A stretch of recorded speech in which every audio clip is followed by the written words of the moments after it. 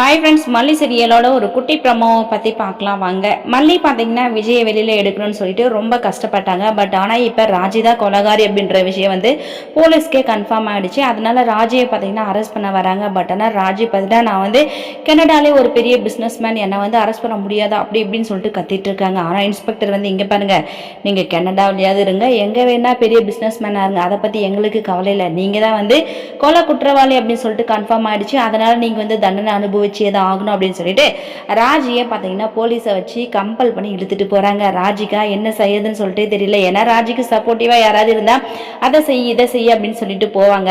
ரஞ்சிதா வேற எங்க போனாங்கன்னு சொல்லிட்டு தெரியல. ஸோ அப்படியெல்லாம் இருக்கும்போது இப்போ ராஜி பார்த்தீங்கன்னா தன்னன் தனியாலாம் இருக்கிறாங்க. ஸோ அவங்களுக்கு சப்போர்ட்டிவா யார் வர போறாங்க, ராஜி வெளியில எடுக்க முடியுமா அப்படின்னு சொல்லிட்டு நிறைய கேள்விகள் இருக்குது. ஸோ தீபிகா பார்த்தீங்கன்னா ராஜியோட பேச்செல்லாம் கேட்டுட்டு இருந்தாங்க. கேட்கறது மட்டும் இல்லாம மல்லி தான் குற்றவாளி அப்படின்னு சொல்லிட்டு நிரூபணமே பண்ணிட்டு இருந்தாங்க.